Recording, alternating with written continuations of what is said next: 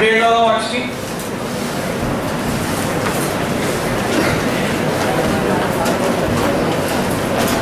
Lecture number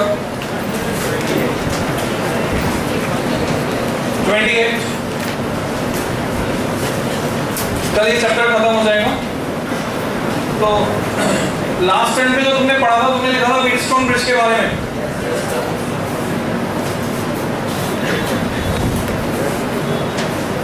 तो Wheatstone bridge में हमें और जो कुछ बातें पता होनी चाहिए वो क्या क्या है वो समझोगे। व्हीटस्टोन ब्रिज को कैसे बनाना है, उस पे क्वेश्चन कैसे आता है। तो व्हीटस्टोन ब्रिज तो बनाना सीखेंगे पहले। एक फॉर्मेट है जो एनसीईआरटी में R1, R2, R3, R4, हम लोग जो है दूसरा फॉर्मेट इस्तेमाल करेंगे। तो तुम लिखो हेडिंग प्रिंसिपल। व्हीटस्टोन ब्रिज का प्रिंसिपल एक्सप्लेन कर रहा हूं मैं। जब तुमसे पूछा जाएगा explain principle of Wheatstone bridge, तो जो मैं बता रहा हूं वो लिखो। तो 4 पॉइंट यहां पे मार्क करेंगे सीक्वेंस में, A, B, C और D। अब जैसा मैंने बोला कि एनसीईआरटी में तो R1, R2, R3, R4 है, पर मैं डिफरेंट नोटेशन यूज कर रहा हूं। मैं यूज कर रहा हूं PQRS, क्योंकि इसमें थोड़ा कन्वीनियंस ज्यादा है। AB और BC को हम कहते हैं रेशियो आर्म्स, और इसमें जो रेजिस्टेंस लगते हैं वो होते हैं P और Q। रेशियो आर्म्स इसलिए बोलते हैं क्योंकि P और Q का रेशियो हमें पता होता है। AD के अक्रॉस हम नोन रेजिस्टेंस R लगाते हैं, इसलिए AD को बोलते हैं नोन आर्म। CD के अक्रॉस जो रेजिस्टेंस डिटरमाइन करना होता है, अननोन रेजिस्टेंस, उसे लगाते हैं, तो CD को बोलते हैं अननोन आर्म। जो डायगोनल BD है उसके अक्रॉस हम कनेक्ट करते हैं एक गैल्वेनोमीटर की K डैश की मदद से, और जो डायगोनल AC है एक्सटर्नली उसके अक्रॉस हम जोड़ते हैं सेल, जिसका EMF E है, इंटरनल रेजिस्टेंस नेग्लिजिबल है, विद हेल्प ऑफ प्लग की K।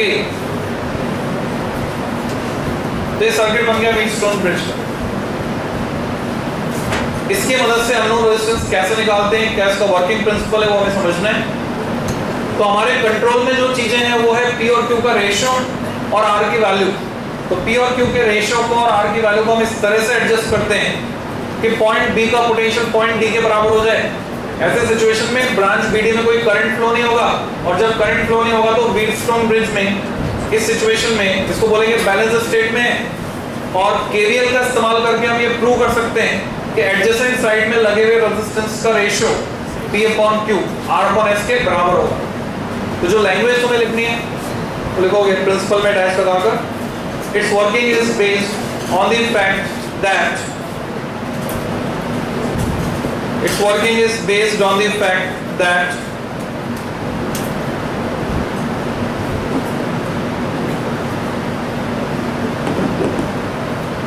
तो वो फैक्ट क्या है, ऐसे तुम लिख सकते हो, we can adjust the ratio, we can adjust the ratio P upon Q and the value of resistance capital R, value of resistance capital R, such that the galvanometer shows zero deflection। अब galvanometer लिखना नहीं है, galvanometer की जगह symbol बनाना है G circle. जहां पर भी लैंग्वेज में लिखने को पड़े तो सर्कल सिंबल बना दो, ये कम समय लेगा। Galvanometer shows zero reflection, then VB equal to VD and IBD equal to 0।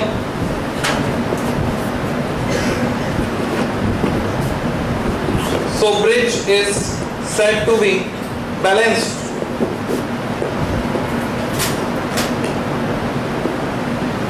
bridge is said to be balanced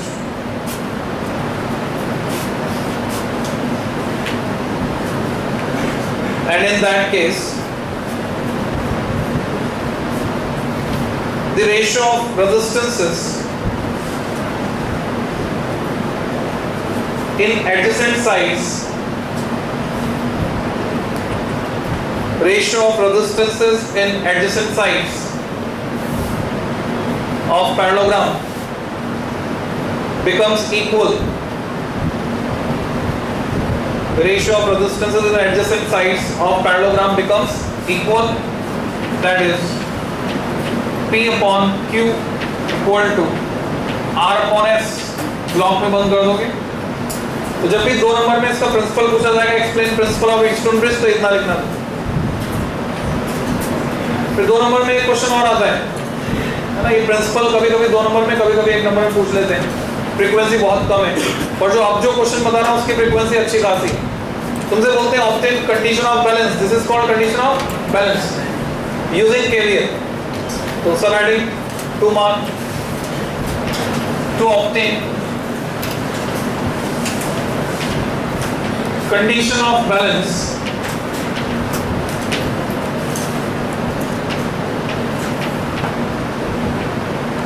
using KVL, Kirchhoff voltage law का इस्तेमाल करके हमें कंडीशन ऑफ बैलेंस obtain करनी है।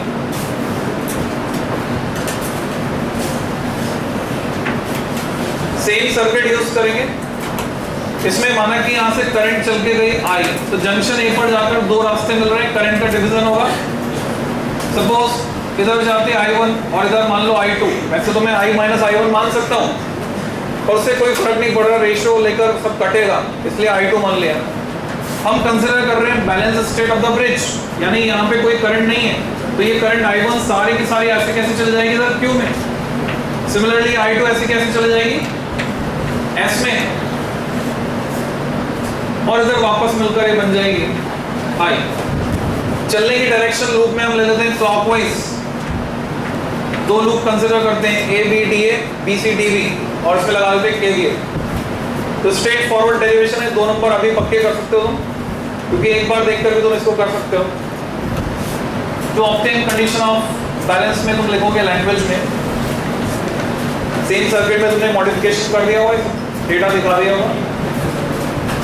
Considering balanced state of bridge shown in figure, considering balanced state of bridge shown in figure,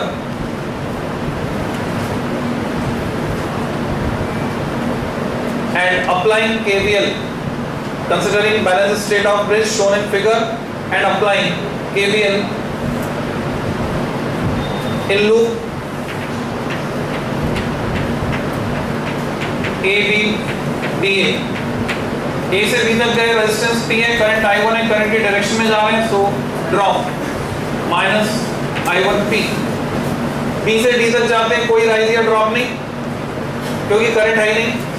D से A आते हैं, opposite to current आ रहे हैं, रेजिस्टेंस है R प्लस I2R, वापस पहुंच गए एक बार इक्वल टू 0। रीअरेंज किया दोबारा करके, इसको ऐसे लिख सकते हैं I1 P equal to I2R, equation 1। दूसरा loop low, in loop BCDB, BCDB में B से C तक जाते हो, करंट की डायरेक्शन में जा रहे हो, माइनस I1 Q, उसके आगे चल रहे हो अपोजिट प्लस I2S, घूमकर वापस आ गए इक्वल टू 0, क्योंकि BD में कोई करंट नहीं।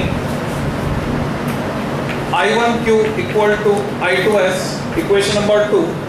दोनों इक्वेशन को देखते तुम्हें पता चल रहा है कैसे मिलेगा P upon Q equal to R upon S। Taking ratio 1/2, we get P upon Q equal to R upon S, which is required condition.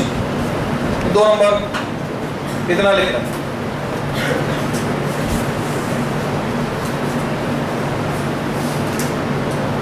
तो डेरिवेशन हो गया। व्हीटस्टोन ब्रिज इसके अलावा कई फॉर्मेट में मिलता है, वो फॉर्मेट तुम्हें पहचानना आना चाहिए। मैं इसको कई अलग अलग तरह से बना सकता हूँ, तो जो भी फॉर्मेट तुम्हें बनाकर दिया गया है उसमें तुम्हें ढूंढना है कैसे इस तरह का सिस्टम बन रहा है, कैसे इस तरह का अरेंजमेंट बन रहा है। जैसे ये 2 पॉइंट मैंने बनाए, रेजिस्टेंस ऐसे लगा दी, तो सबसे सिंपलेस्ट फॉर्मेट है व्हीटस्टोन ब्रिज का।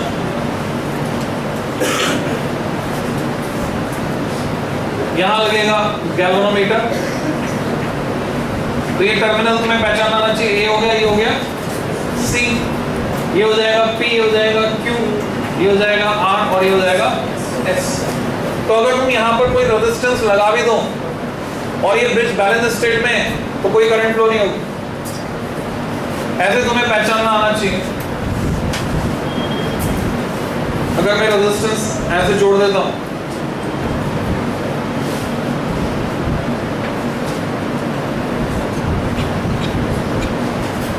अगर तुम्हें पहचान में आ रहा है तो बताओ किस रेजिस्टेंस की जगह गैल्वेनोमीटर आएगा। इस टर्मिनल को मैं बता देता हूं, A है, ये C है। तो अगर तुम पहचान सकते हो तो ये पॉइंट होगा B, यानी ये होगा रेजिस्टेंस P और ये पॉइंट होगा D। तो गैल्वेनोमीटर जो आएगा वो इसकी जगह आएगा। तो ये हो जाएगा R और ये हो जाएगा A और D के बीच वाला R होगा, ये तो होगा Q, B और C, और C और D के बीच वाला S। तुम ऐसे इमेजिन कर सकते हो कि यहाँ पर हिंज लगा हुआ है, कब्जे लगे हुए हैं, इसको उठाकर ऐसे रख दिया और उसके बाद घुमा दिया 45 डिग्री एंगल से, तो ऐसे ही स्ट्रक्चर दिखे। तो ये जो अलग अलग फॉर्मेट है वो तुम्हें पहचानने आने चाहिए। इसके बाद व्हीटस्टोन ब्रिज के बारे में कुछ पॉइंट्स, कंसेप्चुअल क्वेश्चन बनते हैं, तो वो तुम्हें तैयार करने। स्टार मार्क करके पहला पॉइंट लिखोगे। जब भी हम इस मेथड से अननोन रेजिस्टेंस निकालते हैं तो अननोन रेजिस्टेंस की वैल्यू एक्यूरेटली मिले, उसके लिए जरूरी हो जाता है कि चारों रेजिस्टेंस या तो ओम में हो, या चारों ही किलो ओम में हो, या चारों ही मेगा ओम में हो, यानी इनका ऑर्डर सेम होना चाहिए। अगर ऑर्डर सेम नहीं होगा तो सेंसिटिविटी कम हो जाएगी, एस की वैल्यू पर्टिकुलर एक पिन पॉइंट वैल्यू मिलने के बजाय एक रेंज में मिलेगी, यानी एक्यूरेसी कम हो जाएगी। तो तुम लिखोगे पहला point, the bridge is said to be sensitive, the bridge is said to be sensitive when all four resistances are of same order, all four resistances are of same order,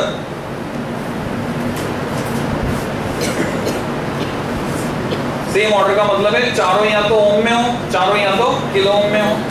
एक ओम में, एक kilo ohm में, एक mega ohm में, तो same order नहीं होगा, sensitivity decrease हो जाएगी।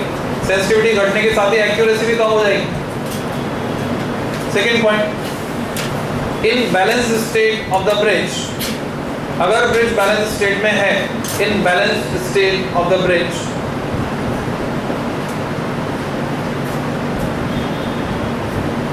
we can interchange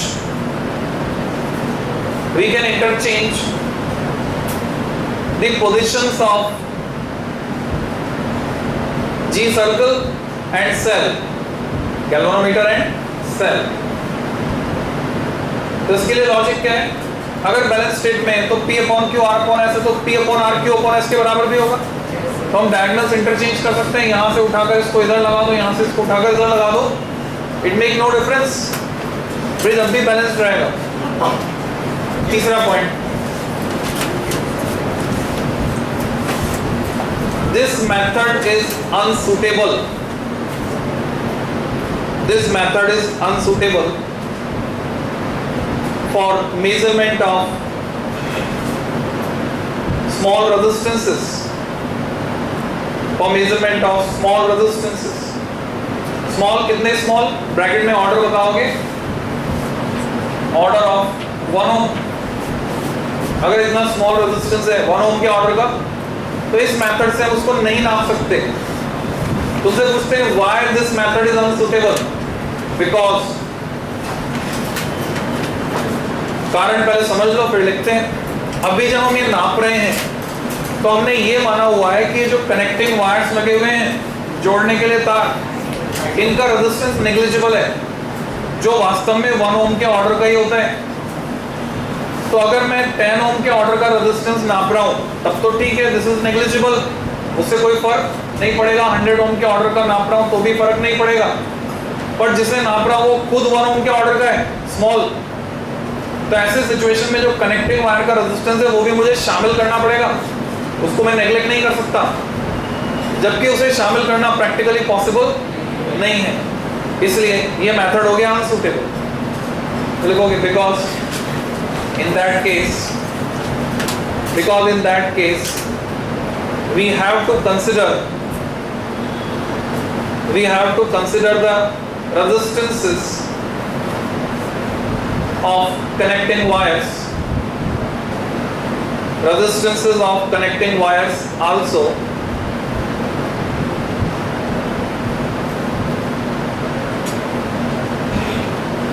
which were neglected otherwise, neglected या neglected otherwise, दोनों तरह से लिख सकते। जिनको हमने नेग्लेक्ट कर रखा था उसको कंसीडर करना पड़ेगा। तो ये पॉसिबल नहीं है प्रैक्टिकली, इसलिए हम ऐसा नहीं कर सकते। तो अगर हमें बहुत स्मॉल रेजिस्टेंस नापना है तो क्या करेंगे फिर? ब्रैकेट में लिखोगे, तुम्हारे सिलेबस में नहीं है। We use Carey Foster bridge. Engineering जो करेंगे उनके फर्स्ट ईयर में आएगा, CARREY Carey, Foster FOSTR Foster bridge. We use Carey Foster bridge for measurement of very small resistance, उसका इस्तेमाल करें। इंजीनियरिंग में मीटर ब्रिज भी है, कैरी फॉस्टर ब्रिज भी, उसमें इसके लिए कंपेंसेशन का मेथड होता है। तो हमने मीटर ब्रिज को पढ़ लिया, इसको पढ़ लिया, व्हीटस्टोन ब्रिज को पढ़ लिया। अब इसके एप्लीकेशन को पढ़ना है। एप्लीकेशन को पढ़ने से पहले एक कॉन्फ़िगरेशन और देख लो, तुम्हारा फैमिलियर कॉन्फ़िगरेशन है, जहां पर यहाँ जगह है तो यहाँ बना सकते हो।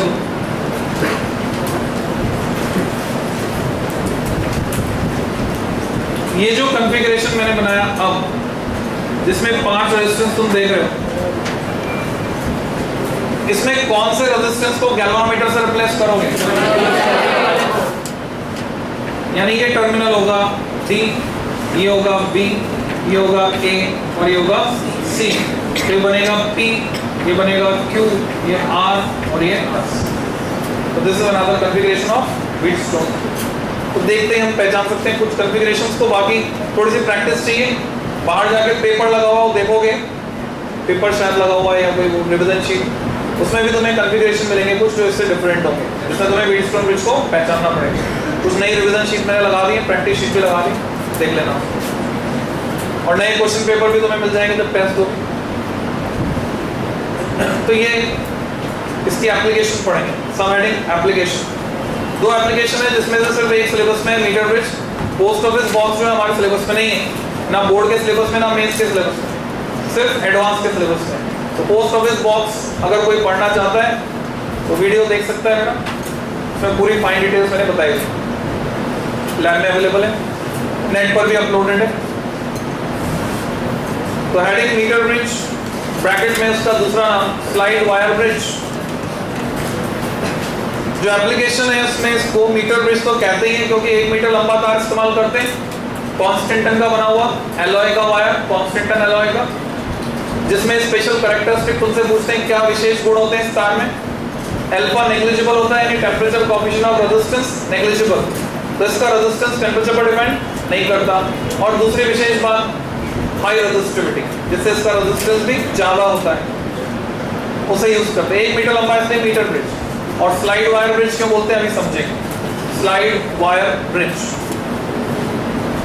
बड़ा क्वेश्चन बनता है 3 नंबर में, मार्क कर दो 3N। तुमसे कहते हैं explain principle, construction and working of metre bridge. 3 number में जब भी इस तरह का क्वेश्चन आएगा, पहला पार्ट होगा इंट्रोडक्शन का, दूसरा पार्ट होगा प्रिंसिपल। इंट्रोडक्शन जरूरत पड़ने पर खा भी सकते हैं, स्टार्टिंग प्रिंसिपल से कर सकते हैं। उसके बाद आएगा डायग्राम, डायग्राम के बाद डायग्राम में कौन किससे कैसे जुड़ा हुआ है, कंस्ट्रक्शन, उसके बाद वर्किंग, फिर कोई ड्रॉबैक लिमिटेशन अगर पूछिए तो वो बता।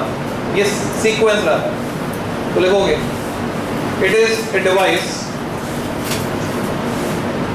It is a device using which we can find, 2 practical है इस पर जो तुम्हें करने, using which we can find unknown resistance unknown resistance, comma, unknown specific resistance, unknown specific resistance, and can verify the laws of series and parallel combination of resistances, and can verify the laws of series and parallel combinations of resistances.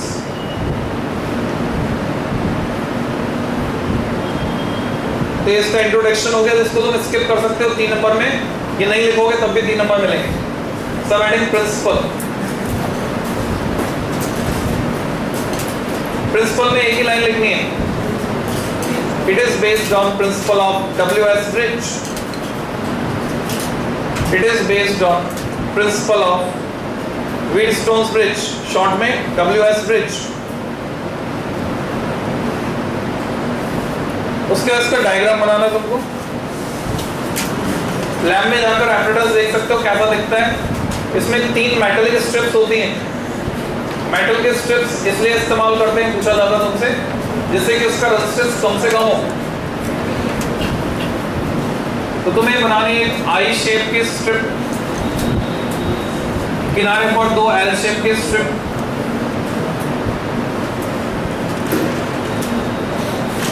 ये तीनों strip एक wooden board पर, लकड़ी के पट्टे पर screws की मदद से कसी होती हैं। इनमें कुछ कनेक्टिंग स्क्रूज लगे होते हैं।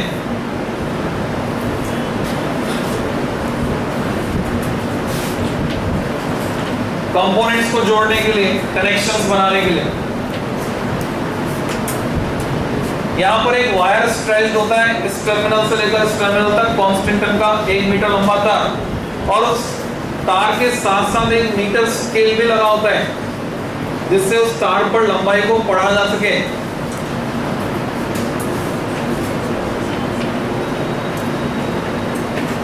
साथ साथ में बनाते चलो। ये तो हो गया आउटर स्ट्रक्चर। इसको सीधे कंपेयर कर सकते हो तुम इससे। जस्ट इमेजिन, यहाँ पर हिंजेस लगे हुए हैं, इन दोनों पॉइंट ए और सी पर हिंजेस। तो मैंने क्या किया, झूले की तरह इसको घुमा सकते हो। इसको घुमाया, हाफ टर्न दिया, हाफ टर्न दिया इस तरह से कि ये पॉइंट तो हो गया डी और ये हो गया बी। तो आर चले गया ऊपर, पी आ गया नीचे, एस चले गया ऊपर, क्यू आ गया नीचे, घूम गया। अब तुम कंपेयर कर सकते हो and points A and C, and points A and C. ऊपर क्या आ रहा है, आर आ रहा है और एस आ रहा है। लेफ्ट गैप में यहां पर आर आ जाएगा, उधर एस आ जाएगा। आर और एस जहां मिल रहा है पॉइंट डी है, तो ये पॉइंट हुआ डी।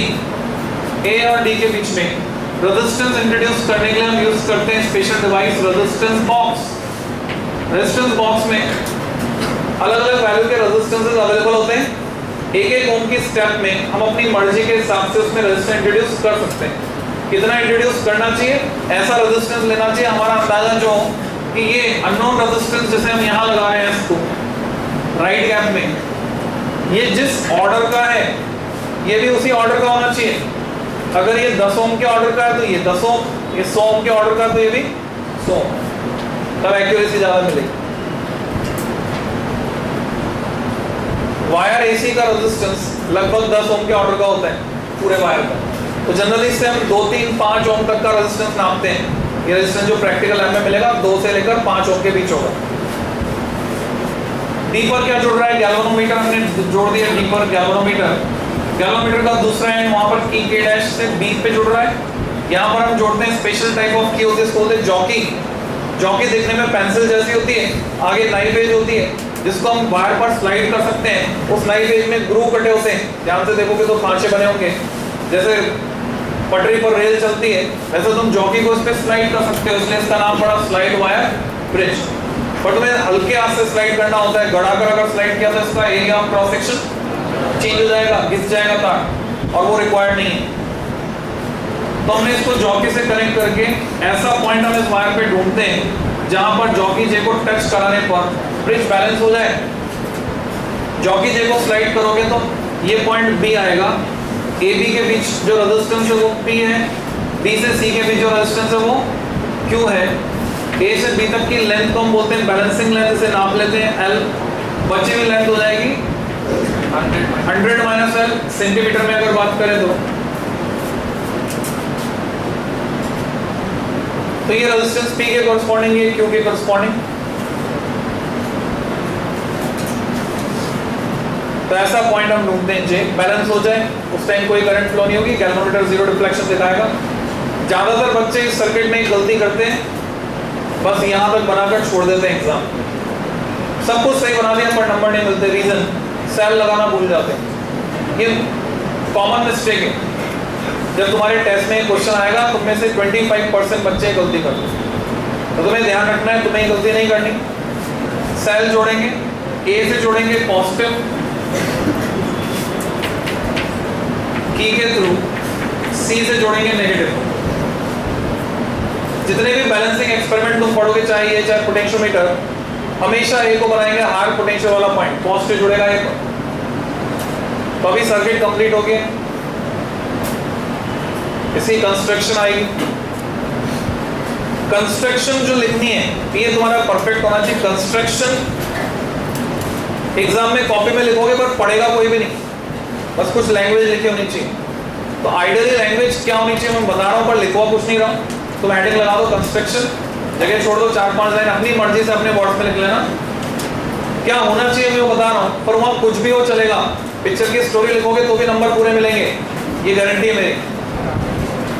तो क्या लिखना है कंस्ट्रक्शन में? It consist of 3 metallic strips, 1 I shaped and 2 L shaped, screwed on a wooden board as shown. A constant wire of negligible alpha and high resistivity is stretched between terminals A and C along with a meter scale. We connect a resistance box to introduce resistance R in left gap and unknown resistance wire is connected in right gap. A galvanometer is joined at point D and its other terminal is joined to jockey J. खाली कौन किससे जुड़ा है वो बता रहे हैं, आगे की कहानी अभी नहीं बतानी, वर्किंग क्या है वो आगे बताएंगे। A cell of EMF E is joined between terminals A and C as shown. Construction में डिटेल आ। अब वर्किंग लिखो, 4-5 लाइन छोड़कर working.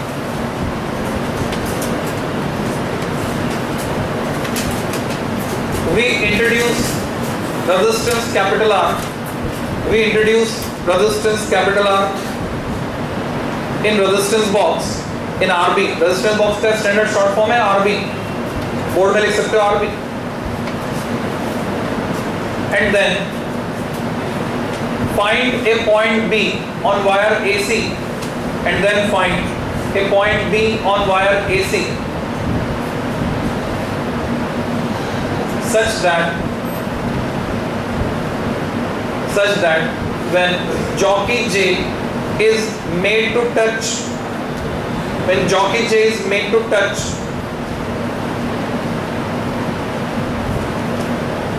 at this point, then G circle galvanometer shows zero deflection. Then galvanometer shows zero deflection. So bridge is said to be balanced. Bridge is said to be balanced.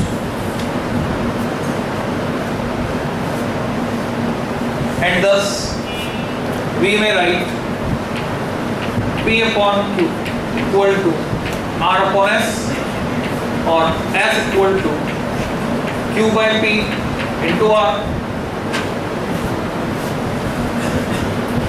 हमको पता है resistance जो होता है raw L by ए। अब ये जो wire है इसका असम्पशन है कि यूनिफॉर्म क्रॉस सेक्शन है और होमोजेनियस मटेरियल है। होमोजेनियस मटेरियल है तो resistivity through out same, area of cross section same. तो जब मैं रेजिस्टेंस का रेशियो लूंगा तो रॉ और ए तो कट जाएगा, एल बचेगा खाली। तो मैं लिख सकता हूँ Q की जगह 100 माइनस एल, P की जगह L इंटू R। ये फॉर्मूला हो गया अननोन रेजिस्टेंस पता करने का, ब्लॉक में बंद कर दो। तो मीटर ब्रिज में हम इस फॉर्मूले को यूज करते हैं, और जब प्रैक्टिकल करते हैं तो R की वैल्यू चेंज कर करके L की अलग अलग वैल्यूज आती हैं, उससे S के वैल्यूज निकालते हैं, उन सबका मीन निकालकर रिजल्ट में एक्सप्रेस करते हैं। कई बार तुम्हें स्पेसिफिक रेजिस्टेंस पता करना होता है, इसके आगे लिखोगे also specific resistance can be obtained by measuring length capital L, by measuring length capital L of wire S,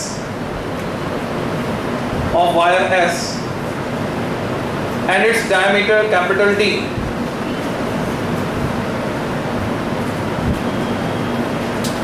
diameter किससे नापेंगे? स्क्रू गेज से। स्क्रू गेज जो इंस्ट्रूमेंट है उससे इसका डायमीटर नाप लेंगे तार का। इसकी लेंथ कैसे नापनी है? जब भी तुम्हें कनेक्शन बनाना है, ऐसे बनाना है, हुक बना के गोल गोल नहीं घुमाना है, तार के एंड को हुक के फॉर्म में कन्वर्ट करोगे, फंसाओगे, स्क्रू टाइट करोगे। तो हुक बनाकर तुमने जो कनेक्शन बनाया उसमें जो लेंथ हुक बनाने में काम आ गई, उसका रेजिस्टेंस सर्किट में इंट्रोड्यूस नहीं हुआ है। तो इस वायर की जो लेंथ तुम्हें नापनी है, एंड का हुक छोड़कर बचे हुई लेंथ को सीधा खींचकर स्ट्रेच करके इस पे नाप लोगे। तो लेंथ नाप ली, डायमीटर नाप लिया, एज लास्ट में एज वर्ड लिख के फॉर्मूला यूज करोगे, rho equal to S A upon L. S उसका रेजिस्टेंस, ए हो गया, डायमीटर पता है तो पाई डी स्क्वायर बाय 4, तो ये फॉर्मूला यूज होगा रेजिस्टिविटी निकालने के। रेडियस पता होती तो पाई आर स्क्वायर, डायमीटर पता है इसलिए आर की जगह डी बाय 2 तो डी स्क्वायर बाय 4, ये फैक्टर आ गया। अगला जो एक्सपेरिमेंट होता है तुमसे कहते हैं law of series and parallel combination verify करो। दो तार देते हैं, तुम पहला तार लगाओगे, माना कि S1, उसका रेजिस्टेंस निकालोगे इस मेथड से, फिर उसे हटा दोगे, दूसरा तार लगाओगे S2, उसका रेजिस्टेंस निकालोगे अलग से, फिर दोनों को सीरीज में जोड़कर लगाओगे। सीरीज में जोड़ते वक्त ध्यान रखोगे कि यहाँ पे जो कनेक्शन बनाना है इन दोनों के बीच कोई लूज कनेक्शन नहीं होना चाहिए, ऐसे तार को नहीं जोड़ोगे। कोई कील लोगे या स्क्रू वाला कोई डिवाइस जिसमें स्क्रू में दोनों हुक फंसाकर तुम स्क्रू टाइट कर दो एक ही जगह पर, ऐसे जोड़ोगे कनेक्शन, जिससे एक्स्ट्रा लेंथ भी नहीं आया इसमें। तो S1 और S2 सीरीज में लगाकर जब निकालोगे इक्विवेलेंट आया SS। अब ये जो SS की वैल्यू कितनी होनी चाहिए? S1 plus S2। अगर उतनी है तो हम बोलेंगे लॉ ऑफ सीरीज कॉम्बिनेशन का वेरिफिकेशन हो गया। फिर दोनों को पैरेलल में लगाकर जोड़ोगे, पैरेलल में जोड़ोगे तो ध्यान रखो कि आपस में टच नहीं हो जाए दोनों तार, एक को इधर मोड़ दो, एक को इधर मोड़ दो, क्योंकि इन पे कोई इंसुलेशन नहीं है, टच हो गया तो शॉर्ट सर्किट हो जाएगा। अब पैरेलल में जो आएगा वो आना चाहिए S1 S2 upon S1 plus S2। अगर आ रहा है तो वेरीफाई हो गया लॉ ऑफ पैरेलल कॉम्बिनेशन। तो ये मीटर ब्रिज में करना, तो ये प्रैक्टिकल हो गया इसके। मीटर ब्रिज में कुछ एरर होते हैं, जैसे ये जो हमने कनेक्टिंग वायर यूज किए हैं, दोनों साइड सिमेट्रिकल हो नहीं हो, मेटलिक स्ट्रिप्स की जो विड्थ है, थिकनेस है, वो यूनिफॉर्म नहीं है, तो जो रेजिस्टेंस इनके कारण इंट्रोड्यूस होगा वो अनइवनली होगा, नॉन यूनिफॉर्मली होगा, और उसके कारण जो एरर आएगा उसको रिमूव करने का तरीका क्या है? हम R और S की पोजीशन इंटरचेंज करते हैं, S को इधर लगा देते हैं, R को उधर, सेल के टर्मिनल रिवर्स कर देते हैं, C को बना देते हैं, A को बना देते हैं C। अब यहाँ से बैलेंसिंग लेंथ दोबारा नापते हैं। मान लो फर्स्ट टाइम तुमने यहाँ 2 ओम निकालकर बैलेंसिंग लेंथ निकाली S के लिए, वो आई 48 सेंटीमीटर। अब तुम उल्टा कर दो, दोबारा बैलेंसिंग लेंथ निकालो, मान लो 50 आ रही है, तो तुम कैलकुलेशन में क्या यूज करोगे? 48 प्लस 50 डिवाइडेड बाय 2, इसको यूज करो। इस पर जब भी तुम प्रैक्टिकल करोगे तुमसे कहा जाएगा बैलेंसिंग लेंथ 30 से 70 के बीच ही लेनी है। 30 से कम आ रही तो वो जो ऑब्जर्वेशन उसको ड्रॉप कर दो, 70 से ज्यादा आ रही तो उस ऑब्जर्वेशन को ड्रॉप कर दो। रीजन, अगर 50 आती तो मोस्ट एक्यूरेट रीडिंग मिलेगी तुम्हें अननोन रेजिस्टेंस की, और अगर 30 आती, 30 से कम आती, 30 से कम आती तो P बहुत छोटा हो जाएगा। P बहुत छोटा हो जाएगा तो चारों रेजिस्टेंस सेम ऑर्डर के नहीं रहेंगे। तो हम कहते हैं कि 30 से 70 के बीच सारे ऑब्जर्वेशन लेने। Is it clear? तो ये हमने मीटर ब्रिज पूरा पढ़ लिया। नेक्स्ट लेक्चर में पोटेंशियोमीटर कल खत्म हो जाएगा। बाकी सुबह किसी को आना है तो सुबह magnetic effect of current start हो जाएगा, तीनों बैच। Thank you.